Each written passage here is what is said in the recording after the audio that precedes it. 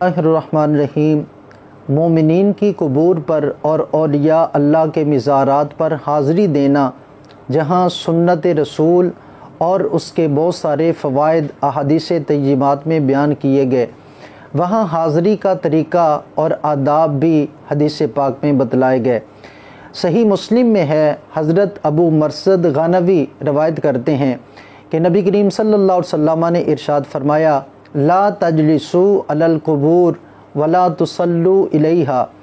ارشاد فرمایا کہ قبروں پر مت بیٹھو اور نہ ان کی طرف منہ کر کے نماز پڑھو۔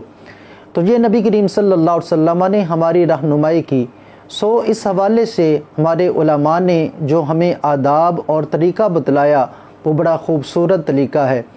ارشاد فرماتے ہیں کہ کسی بھی مزار پر جا کے یا کسی مومن کی قبر پہ جا کے سجدہ کرنا یہ بالاتفاق حرام ہے۔ اسی طرح کسی مزار کے گرد طواف کرنا یہ بالاتفاق حرام ہے۔ اور یہ بھی بات اس حوالے سے ذہن میں رکھنی چاہیے کہ وہاں بیٹھ کے نشہ آور چیزوں کا استعمال کرنا یا ترک صلاۃ یعنی نماز کو چھوڑنا اور وہاں بیٹھنا یہ سمجھنا کہ ہم بڑا کوئی اچھا کام کر رہے ہیں، یا اسی طرح سے رقص و دمال وہاں پہ اس کا اہتمام کرنا، یہ سارے کے سارے ناجائز کام ہیں، شریعت ان کی اجازت نہیں دیتی۔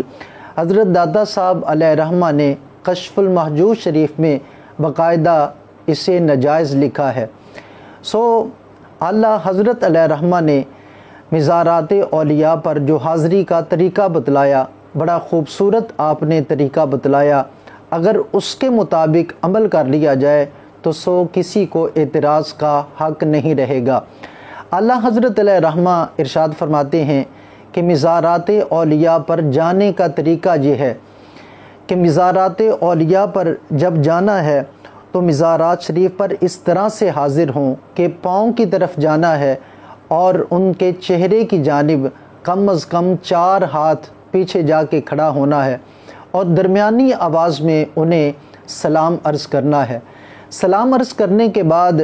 جو کچھ ہو سکے، جو کچھ آپ کو آتا ہے، جو کچھ آپ پڑھ سکتے ہیں، قرآن کریم کی تلاوت کی صورت میں ہو،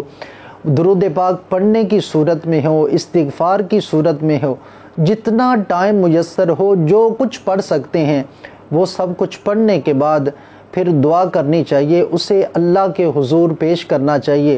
اللہ تعالیٰ جو اپنی جناب سے اس کا ثواب عطا فرمائے اسے اللہ تعالیٰ کے انبیاء کی بارگاہ میں پیش کرنا چاہیے، خصوصاً نبی کریم صلی اللہ علیہ وسلم کی بارگاہ میں، پھر اس صاحب مزار کی بارگاہ میں، اور پھر چونکہ وہ اللہ تعالیٰ کے نیک اور مقبول بندے ہیں ان کے وسیلے سے اپنے لیے دعا کرنی چاہیے، اللہ تعالیٰ اسے قبولیت کا درجہ عطا فرماتا ہے۔ تو اس طرح یہ دعا کا اہتمام کرنا وہاں پہ، اور اس کے علاوہ اعلیٰ حضرت علیہ رحمہ فرماتے ہیں کہ کسی قسم کا ناجائز وہاں پہ کام کرنا جس کی شریعت اجازت نہیں دیتی ہرگز نہیں کرنا چاہیے، اور بلکہ اعلیٰ حضرت علیہ رحمہ آپ اس حوالے سے جو رہنمائی فرماتے ہیں بڑی خوبصورت ہے۔